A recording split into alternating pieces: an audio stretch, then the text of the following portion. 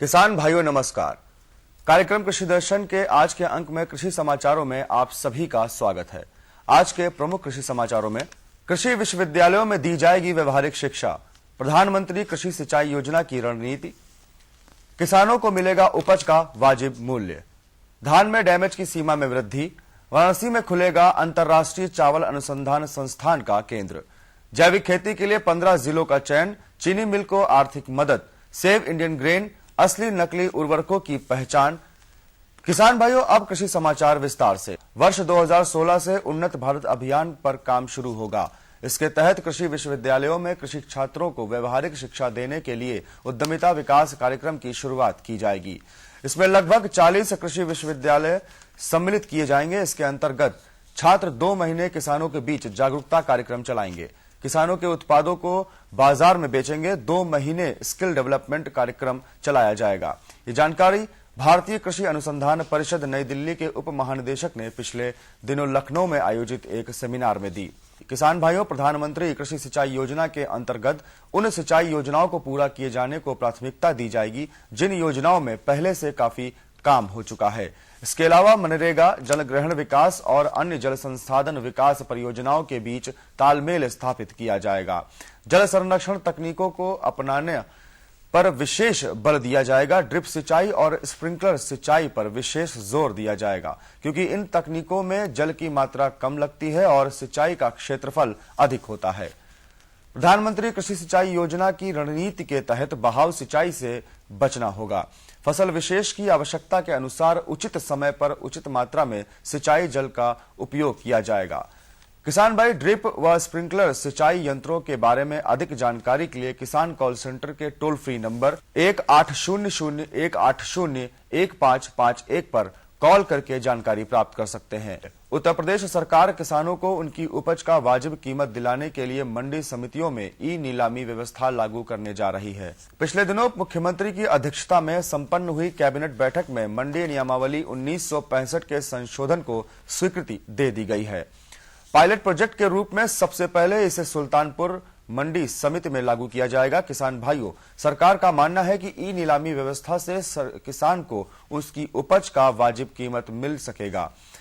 किसान अपनी उपज लेकर जब मंडी समिति जाएंगे तो वहां पर उसकी उपज की गुणवत्ता की जांच लैब से कराई जाएगी। इसके बाद किसानों को उपज की गुणवत्ता का प्रमाण पत्र दिया जाएगा। उत्तर प्रदेश में पड़े सूखे की मार से धान की सेहत खराब हुई है। धान की क्षतिग्रस्तता तय मानक से अधिक है। इसका सीधा असर धान की सरकारी खरीद पर पड़ रहा है। उत्तर प्रदेश सरकार ने भारत सरकार को डैमेज सीमा बढ़ाने के लिए पत्र लिखा था। भारत सरकार ने प्रदेश सरकार के अनुरोध को स्वीकार करते हुए धान के डैमेज सीमा को 5% से बढ़ाकर 7% कर दिया है। वहीं चावल में डैमेज सीमा 3% से बढ़ाकर 4% कर दिया है। डैमेज सीमा बढ़ने के बाद धान की खरीद में तेजी आने की संभावना बढ़ी है। मनीला स्थित दुनिया का एकमात्र अंतर्राष्ट्रीय चावल अनुसंधान संस्थान उत्तर प्रदेश में धान की खराब मौसम से लड़ने वाली नई किस्में तैयार करने जा रहा है। इसके लिए इर्री ने भारत में अपना पहला अनुसंधान केंद्र वाराणसी में खोलने का निर्णय लिया है। किसान भाइयों, इस अनुसंधान केंद्र द्वारा सूखा, बाढ़ व विपरीत मौसम वाली अवरोधी किस्में विकसित की जाएंगी। ये किस्में उत्तर भारत, उत्तर पूर्व भारत और मध्य भारत के राज्यों के लिए बेहद उपयोगी होंगी। इस अनुसंधान केंद्र से किसानों को कम लागत में अधिक उत्पादन की नई तकनीक मिलेगी। धान अवशेष जैसे पुआल, भूसी आदि से किसान नए उत्पाद तैयार कर सकेंगे, अतिरिक्त आय प्राप्त कर सकेंगे। धान की अधिक उत्पादकता और मौसम अवरोधी किस्में तैयार की जाएंगी। किसान भाइयों, आपको बताते चलें कि इर्री दुनिया का सबसे बड़ा और एकमात्र अंतर्राष्ट्रीय धान अनुसंधान संस्थान है। फिलीपींस की राजधानी मनीला से 42 किलोमीटर दूर ला बेनोस स्थित इस अनुसंधान संस्थान के द्वारा दुनिया के कमोबेश सभी कृषि जलवायु क्षेत्र के लिए धान की तमाम किस्में विकसित की गई हैं। परंपरागत कृषि विकास योजना के तहत उत्तर प्रदेश के 15 जिलों में सरकार जैविक खेती को बढ़ावा देगी। National mission for sustainable agriculture की राज्य स्तरीय समिति ने इन जिलों में जैविक खेती करने की स्वीकृति के साथ ही साथ आर्थिक स्वीकृति भी दी है। जैविक खेती को बढ़ावा देने के लिए इन जिलों में 575 क्लस्टर बनाए जाएंगे। हमीरपुर जिले को ऑर्गेनिक जिले के रूप में विकसित किया जाएगा।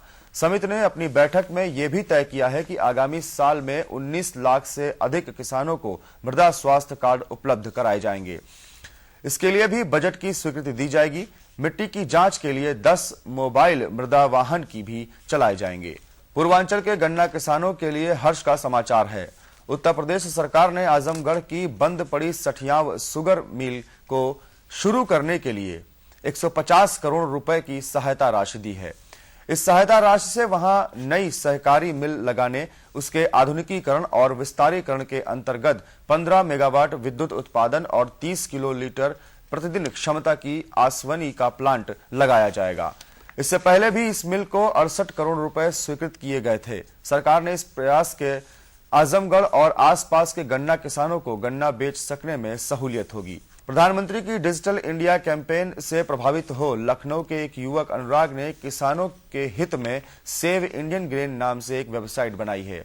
इस वेबसाइट के माध्यम से क्लस्टर मैप द्वारा किसानों को एम्पावर और जागरूक किया जाएगा। साथ ही उन्हें उनके फायदे नुकसान से भी रूबरू किया जा रहा है। दरअसल किसान बड़ी मेहनत और उम्मीद के साथ फसल पैदा करता है, मंडी में बेचता है, लेकिन इस बीच कई ऐसी बातें होती हैं जिसके प्रति वो जागरूक नहीं होता। सेव इंडियन ग्रेन के क्लस्टर मैप के जरिए फसल पैदा करने के लिए किन किन चीजों की जरूरत पड़ती है, वे कहां पर अच्छी और वाजिब दाम में मिल रही है, कौन सी खाद किस फसल के लिए अच्छी है, फसल तैयार होने के बाद किस मंडी में अच्छी कीमत पर मिल रही है, भंडारण की सुविधा कहां अच्छी है और आदि बातें की जानकारी किसानों को सेव इंडियन ग्रेन के क्लस्टर मैप की सहायता से मिल सकती है। निश्चय ही ये सेवा सेव इंडियन ग्रेन किसानों को जागरूक करने में महत्वपूर्ण भूमिका निभा सकती है। किसान भाइयों, खेती में प्रयुक्त होने वाली उर्वरक महंगे होते हैं। आप थोड़ा सा जागरूक होकर आसानी से असली नकली उर्वरकों की पहचान कर सकते हैं। आज हम आपको यूरिया की आसान पहचान बताते हैं। यूरिया सफेद, चमकदार, गोल और समान आकार का होता है। इसके दानों को अगर पानी में डालें तो ये घुल जाता है। यूरिया को छूने से ठंडेपन का एहसास होता है। यूरिया के दानों को अगर गर्म तवे पर डालें तो वो पिघल जाता है। तवा अगर अधिक गर्म हो तो पूरी तरह भाप बनकर उड़ जाता है। यूरिया की पहचान करते समय अगर लक्षण दिखें तो समझ लेना चाहिए कि यूरिया असली है। किसान भाइयों, कृषि समाचारों, खेती बाड़ी की समसामयिक जानकारियों के बाद अब आइए जानकारी लेते हैं कुछ प्रमुख मंडियों के ताजा औसत भाव की।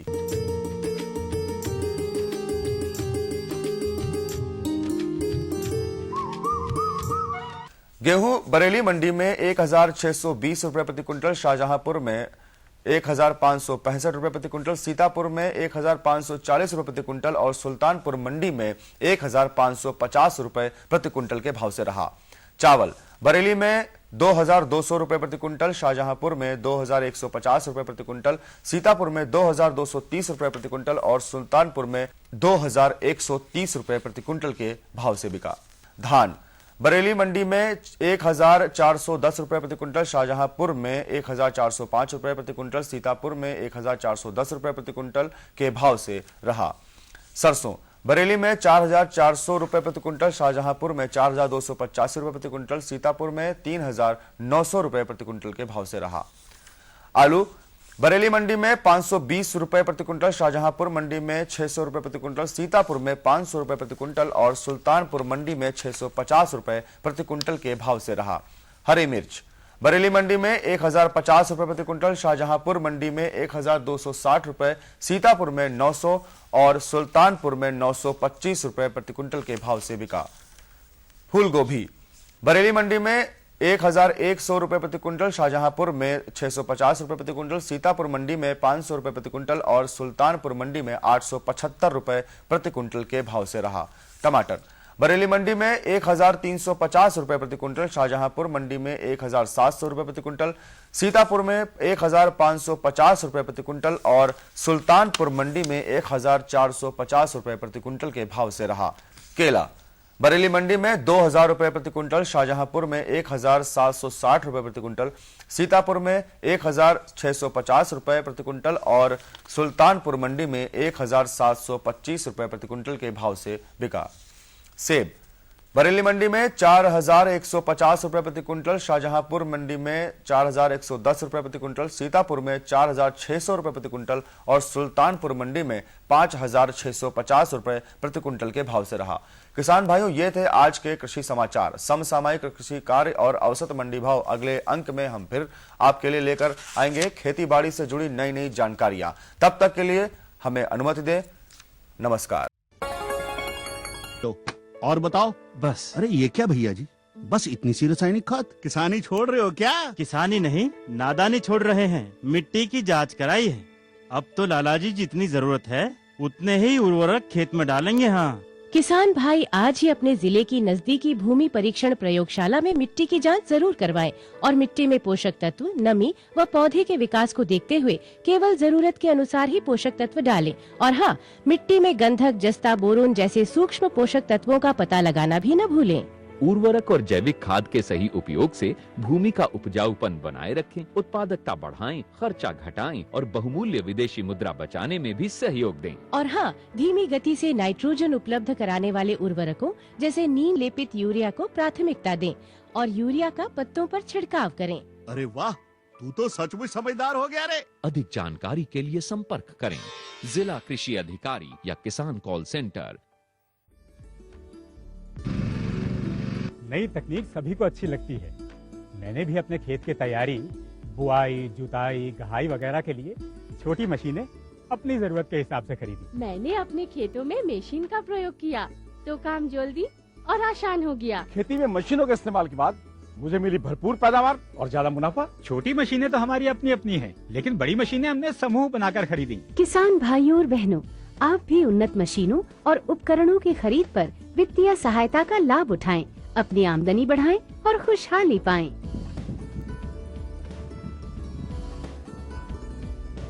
हो गया।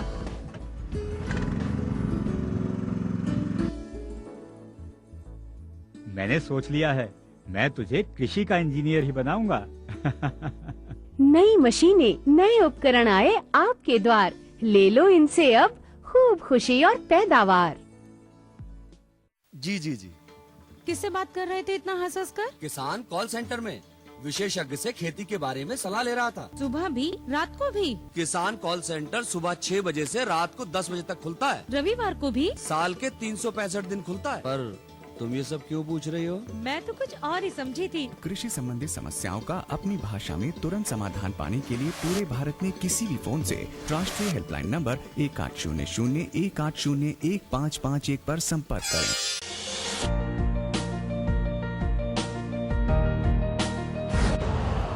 यूरिया का स्वदेशी उत्पादन 70 लाख टन बढ़ाने के लिए 6 उर्वरक संयंत्रों का उद्धार किया जा रहा है। FCIL के गोरखपुर, सिंदरी, तलचर और रामागुंडम संयंत्र, HFCL की बरौनी इकाई और BVFCL की नामरू फोर्थ। सोने पर सुहागा ये है कि देश में अब बनेगा सिर्फ नीम लेपित यूरिया, क्योंकि इससे होगा किसानों का फायदा ही फायदा। अनाज का उत्पादन 10% तक बढ़ेगा। बढ़ेगी 10 से 15% नाइट्रोजन क्षमता।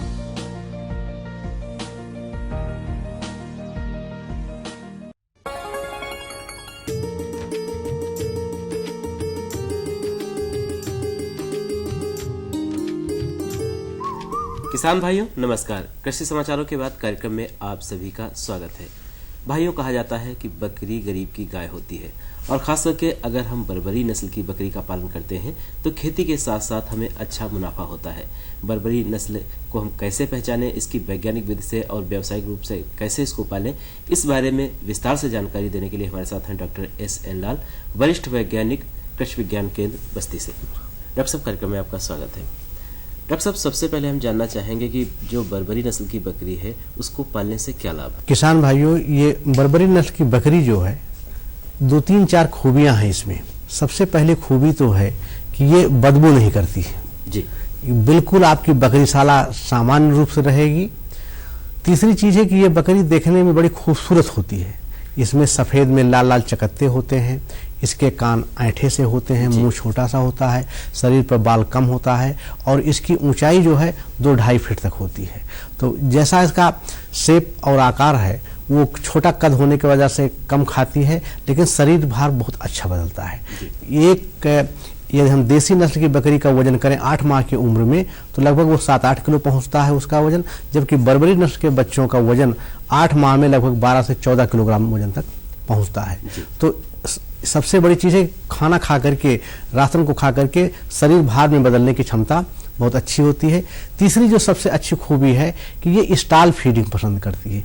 एक जगह बांध करके आप इसको खिला सकते हैं। ज़्यादा चराने की आवश्यकता नहीं, अगर आप चरा देते हैं तो व्यायाम के रूप में ठीक है, लेकिन बांध करके खिलाने का होता है। आजकल गांव में देखा गया कि चारागाह भी कम हो गए हैं, खेतों में खेती का काम होता है, बाग भी कम है, तो बांध कर खिलाने की प्रथा सबसे बढ़िया इस नस्ल के बर्बरी नस्ल के बकरी में होती है। एक खूबी और है इसमें, इस नस्ल को पालने में, कि इसमें साल भर में जो है 2 बार बच्चा देती है और एक बार में 2 बच्चे देती है, यानी 4 बच्चे देती हैं। पहली बार में क्या होता है कि 8-10 महीने पर ये बकरियां जो है गर्भधारण करने योग्य हो जाती हैं। पहली बार चूंकि बच्चेदानी इसकी छोटी होती है तो पहली बार 1 बच्चा देगी। इनका गर्भकाल जो है 5 महीने का होता है। तो फिर जब जैसे बच्चा देती हैं पुनः 1 महीने बाद वो फिर गर्भित हो जाएंगी और फिर 5 महीने बाद वो 2 बच्चे देंगी। ये जो प्रौढ़ अवस्था में है तो साल भर में आपके वहाँ 4 बच्चे बड़े आराम से हो जाएंगे। इसलिए ये बकरी पालन का व्यवसाय, बर्बरी नस्ल का बकरी पालन का व्यवसाय अपने क्षेत्र के लिए सर्वोत्तम है, सबसे अच्छा है। और एक चीज और है, व्यवसाय के रूप में अपनाने के लिए ये बकरी नस्ल का व्यवसाय सबसे अच्छा है, क्योंकि ये ATM कार्ड की तरह चाहिए, जब चाहिए जहां चाहिए इसको आप बेच दीजिए और नगद आप पैसा ले लीजिए। इसमें कोई दिक्कत, बिक्री व्यवसाय वही करना चाहिए जिसकी बिक्री में कोई दिक्कत ना हो, तो ये व्यवसाय सबसे बढ़िया है और किसान भाइयों से हम अनुरोध करेंगे कि इस व्यवसाय को करें। तो डॉक्टर साहब, बहुत बढ़िया बात आपने बताई कि अगर किसान भाई हमारे बर्बरी नस्ल की बकरी का पालन करते हैं तो निश्चित रूप से बहुत अच्छा लाभ प्राप्त होगा। लेकिन डॉक्टर साहब, एक समस्या आती है जी हाँ। कि कहाँ से प्राप्त करें? हाँ, इस नस्ल की बकरियां जो है, जो हर जनपद में कृषि विज्ञान केंद्र हैं वहां से वो प्राप्त कर सकते हैं। जितने भी कृषि विश्वविद्यालय हैं उनके अंतर्गत पशुपालन एवं पशु चिकित्सा महाविद्यालय हैं, वहां से प्राप्त कर सकते हैं, या वो स्थानीय बाजार से भी इस जिनको पहचानना आता है, जो हमने उनको लक्षण बताया, उसको देख करके वहां से भी प्राप्त कर सकते हैं। बर्बरी नस्ल के बकरियों की कोई दिक्कत नहीं है, लगभग हर जगह ये उपलब्ध है। कहने का मतलब है कि अपने प्रदेश के हिसाब से बहुत अनुकूल ये नस्ल है और मिल जाती है सब जगह। लेकिन अगर किसान भाई बर्बरी नस्ल की बकरी ले आते हैं तो डॉक्टर साहब उनका रखरखाव कैसे करें? सबसे पहले बात आती है कि उनकी शाला कैसे बनाए, रहने का स्थान कैसा बनाए? हाँ, ये बहुत ही जरूरी है, क्योंकि आवास उनकी जो है बकरीशाला बहुत ही आरामदायक होनी चाहिए, क्योंकि जिनका वजन जो है वो 8 महीने में 14 किलो तक पहुंच जाता है, तो निश्चित रूप से ध्यान देना पड़ेगा। एक बकरी के लिए 10 वर्ग फुट जगह की आवश्यकता पड़ती है और 10 बकरी के साथ 1 बकरा भी रखना चाहिए प्रजनन के लिए, यानी 11 की जो है इकाई व्यवसाय के रूप में करना चाहिए। तो पशुशाला जो भी बनाएं वो लगभग पूरब से पश्चिम की में लंबाई रखें, चौड़ाई जो है उत्तर दक्षिण में रखें, जिससे कि बरसात में जो है वो बरसात का पानी उस पर शावर वगैरह ना आए। एक बात इसकी ध्यान रखना चाहिए कि यदि हमारे पास 10 बकरी और 1 बकरा है तो 10 बकरियों के लिए हमने 100 वर्ग फुट हमने छप्पर का या कोई भी टीन शेड का हमने घर बनाया, तो इसका दूना लगभग 200 वर्ग फीट आगे खुला हुआ स्थान हो जाए, बाड़ा, जिसको हम घेर देते हैं बांस बल्ली से, जिसमें हमारी बकरियां दिन में जो है वो आराम करेंगी, घूमती हैं और उनका व्यायाम होता रहता है। बकरी शाला का जो खुला हुआ स्थान है उसमें गर्मियों में बड़ी दिक्कत होती है, छायादार पेड़ वगैरह ने होता है, तो ऐसा पेड़ लगाएं जैसे सहतूत का पेड़ है, गोलमोहर वगैरह का पेड़ है, कि जो कि जाड़े में आप उसकी कटाई कर दीजिए, धूप आएगी और गर्मियों में छायादार स्थान लगेगी। जो बकरी शाला बनाएं वो इस तरीके से बनाएं, जो फर्श से जमीन से बीचों बीच की ऊंचाई हो कम से कम 12 फीट हो, किनारे पर 8 फीट हो, 4 फीट का उसमें ढाल हो, और ढाल इस तरह होना चाहिए कि बज्जू उसका थोड़ा बाहर निकलना चाहिए, जिससे खिड़कियों से उसमें पानी ना आए। ठीक उसी तरीके से हमारे किसान भाई इस बकरीशाला को बना सकते हैं, जैसे गांव में मुर्गियों का जो है मुर्गीशाला बनाते हैं, एक खिड़की के सामने ठीक दूसरी खिड़की हो, जिससे उनकी गंदगी ऊपर उठे और हवा जो है उससे पास हो जाए, इस प्रकार से बनाना चाहिए। और हमारे किसान भाई थोड़ा सा और ध्यान देते हैं खिलाई पिलाई के लिए, तो किनारे किनारे दीवार के किनारे किनारे पतली नाली टाइप से बना देनी चाहिए, 6 इंच ऊंची और 6 इंच की चौड़ी ही नाली बना दीजिए, जिसमें कि बकरियों को भूसा है, चारा दाना आप डाल करके उनको खिला सकते हैं। और किनारे पे एक हौज भी बना सकते हैं पानी पीने के लिए शुद्ध, उसमें टोटी कर दें, गंदा पानी बाहर निकल जाएगा। इस तरीके से वो व्यवसाय करें, बहुत अच्छा रहेगा। बकरीशाला में एक चीज और ध्यान देना चाहिए, घर पर बहुत ध्यान देना चाहिए कि जैसे खेत में बना रहे हैं, गांव किनारे बना रहे हैं, तो लोग गड्ढों के किनारे कहीं बना देते हैं, तो नमी बहुत ज्यादा आ जाती है, जिससे नमी से बकरियों में बीमारी आने का आशंका हो जाती है। तो जो भी जहां पर नमी हो वो जमीन से कम 2 फीट ऊंची बनाए, जिससे कि वो नमयुक्त ना रहे और बकरियों में कोई बीमारी न होने पाए। तो डॉक्टर साहब, आपने बहुत बढ़िया बात बताई कि पशु आवास किस तरह से बना, हमारे किसान भाई इस पर जरूर ध्यान देंगे। एक बात और डॉक्टर साहब, कि अगर हम बकरी ले आते हैं तो खान पान में क्या ध्यान रखें, कैसे उसको दाना दें, कैसे पोषक आहार दें, कैसे हरा चारा दें, इस बात पर आप थोड़ा सा विस्तार से बताइए। हाँ, क्योंकि इस पालन को हम व्यवसाय के रूप में अपना रहे हैं, तो चूंकि उनका शरीर पर जो भी उनका शरीर भार है उस अनुसार से हमको लगाना है कि उनके शरीर पर मांस खूब लगे, हाइट कम रहे, मांस खूब लगे, प्रोटीन अच्छी उनके शरीर पर रहे। प्रोटीन कब अच्छी रहेगी, जब हम प्रोटीन युक्त चारा देंगे, खिलाई पिलाई करेंगे। तो लगभग एक बकरी को हमको रोज खुराक का पता होना चाहिए कि लगभग कितनी खाती है। तो ये लगभग 2 से 2.5 किलो हरा चारा रोज खाएगी और आधा किलो से लेकर के 1 किलो भूसा तक खाती है। और दाने में दाने का मिश्रण लगभग 1 पाव से लेकर के वो 400 ग्राम तक दाना खाती है। और प्रतिदिन 15 ग्राम जो है मिनरल मिक्सचर, खनिज लवण इनको भी देना चाहिए। इससे प्रकार एक दिन की खुराक होती है। तो चारे में हमारी लागत कम लगे तो हम सुबबूल मेढ़ों पर, बंधों पर, बागों में बो देते हैं, सुबबूल की पत्तियां खिला सकते हैं। यदि हमारे पास थोड़ा बहुत खेत भी है तो हम जई बो देते हैं जाड़े के सीजन में। जई 2-3 कटाई देती, इसमें कटाई कुछ नहीं करना है, जई की बुआई कर दीजिए। जई जो है जाएंगी, खाती रहेंगी और जई अपने आप कल्लाती रहेगी, हरी होती रहेगी। जी, बहुत बढ़िया है। यदि हम अन्य सीजन में है तो मक्का की बुआई कर सकते हैं, मीठी सूडान की बुआई कर सकते हैं, लोबिया की बुआई कर सकते हैं। और उसको काट करके ले आवें, पूरी फसल को काट करके ले आए हरे रूप में। और जो हमारा बकरीशाला है उसी में हम टांग दें, जैसे मेज होती है उसी पे रख करके, और बीच में बांस की पट्टी बना देते हैं। तो नोच के खाती है। गांव में आपने देखा होगा किसान भाई उसको रस्सी के सहारे टांग देते हैं, छप्पर के सहारे, क्योंकि इनका नोच के खाने की प्रवृत्ति है। गिरा हुआ चारा वो बेकार कर देती है। तो हरा चारा आप खेतों में बो सकते हैं, अपने यहाँ लगा सकते हैं। एक सबसे बढ़िया हरा चारा है जो कि हाइब्रिड नेपियर बाजरा है, जो एक बार लगा दीजिए 7-8 साल तक चलता है। बकरियां बहुत आराम से छोटे पे खाती हैं। बहुवर्षीय चारा है ये, इसको बोना चाहिए। जहां तक हमने भूसे की बात की कि भूसा कैसे खिलाया जाए, जैसे आधा किलो भूसा है या 1 किलो भूसा है, प्रति बकरी के हिसाब से आप गिन लीजिए कि मान लीजिए आपको 10 किलो भूसा लगना है तो उसको भूसे को पानी पहले भिगो देते हैं, क्योंकि बकरियां बड़ी मुलायम चीज और अन्य पशुओं जैसे नहीं होते हैं। तो पानी में भिगो देते हैं तो उसकी पचनीयता बढ़ जाती है। आधा घंटा पानी में भिगोने के बाद उसको पानी से निखार लीजिए। जब थोड़ा सा सूखा हो जाए तो उसी में दाना जो है वो छिड़क देना चाहिए, दाना उसमें चिपक जाए। चिपक जाने से क्या होता है कि बकरियां बड़े आराम से खाती हैं और भूसे की पचनीयता भी अच्छी बढ़ जाती है, उनका पेट भी भर जाता है। दाना जैसे हमने बताया कि प्रोटीन युक्त हो, जैसे चारा हमने बताया प्रोटीन युक्त हो, उसी प्रकार से प्रोटीन युक्त दाना भी होना चाहिए। यदि हमारे किसान भाई 100 किलोग्राम दाना मिश्रण बनाना चाहते हैं तो उसमें 33 किलोग्राम जौ ले लें, या बाजरे का दाना ले लें, या मक्का का दाना ले लें, कुछ न हो तो गेहूं का दाना भी ले सकते हैं। 33 किलोग्राम रख लें। दूसरा आइटम गेहूं का चोकर, उसमें 16 किलोग्राम रख दें। तीसरा आइटम उसमें चूनी, चाहे चना के, मटर के है, मसूर के, खुद्दी जिसको बोलते हैं, उसकी मात्रा 16 किलोग्राम रख लें। और उसमें प्रोटीन बढ़ाने के लिए खली बहुत ही आवश्यक है। सरसों खली गांव में बहुत जाती होती है, 33 किलोग्राम इसको रख लें। 1 किलोग्राम उसमें खाने वाला नमक मिला दें, क्योंकि उससे भूख बढ़ेगी। और 2 किलोग्राम खनिज लवण इसमें मिला देते हैं तो 100 किलोग्राम बन जाएगा। और प्रति बकरी के हिसाब से उसको हम देते रहेंगे। और दाना ऐसा बनाएं कि वो दाना लगभग 10-15 दिन में खत्म जरूर हो जाए। कहने का मतलब जो पोषक आहार हो पुराना न हो, स्टोर न करें, क्योंकि स्टोर करने से क्या होता है उसमें नमी लग जाती है, गुट्ठी टाइप बन जाती है और अफ्लाटॉक्सिन एक जहरीला पदार्थ उत्पन्न हो जाता है जो कि हमारी बकरियों का लीवर जाकर के डैमेज करता है। इस प्रकार से आहार उनको खिलाएं, निश्चित रूप से उनका भार बहुत अच्छा बने। डॉक्टर साहब, ये तो बात हो गई जो हमारी बड़ी बकरियां हैं, खास करके जाड़े का मौसम चल रहा है और जो छोटे बच्चे हैं बकरियों के, वो कई बार रोग लग जाता है, ठंडक लग जाती है, नुकसान हो जाता है किसानों का। तो किसान भाई छोटे बच्चों के लिए क्या ध्यान रखें? उनको ऐसा करना चाहिए कि हवा का झोंका न लगने पाए, टाट बोरा पट्टी उनको होना चाहिए, बिछावन उनकी सूखी रखना चाहिए और समय समय पर कृमिनाशक दवाओं का प्रयोग जरूर करना चाहिए। जी, ये दोनों के लिए है, बच्चों के लिए भी है।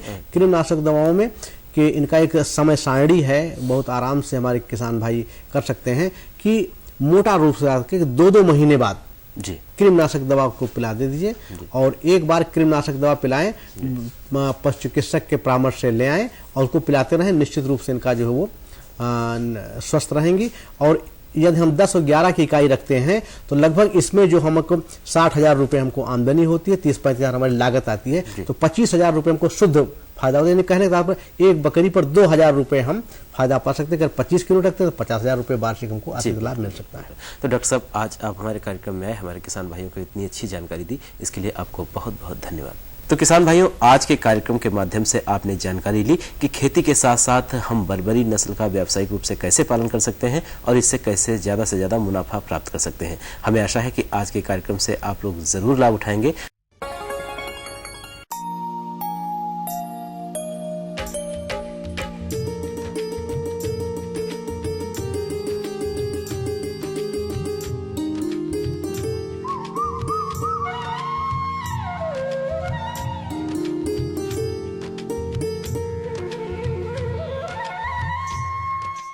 मौसम समाचार में एक बार फिर आप सभी किसान भाइयों का स्वागत है।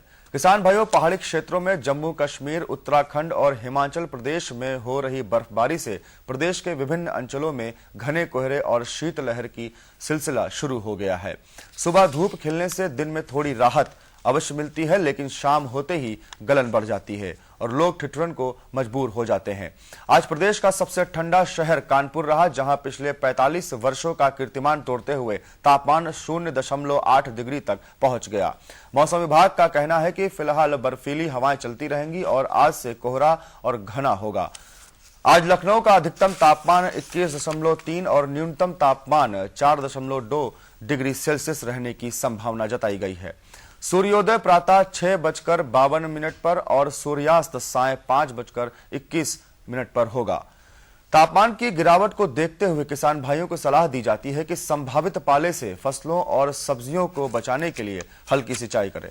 तो किसान भाइयों, ये थे मौसम समाचार। कुछ और नई जानकारियों के साथ हम फिर उपस्थित होंगे। तब तक के लिए नमस्कार।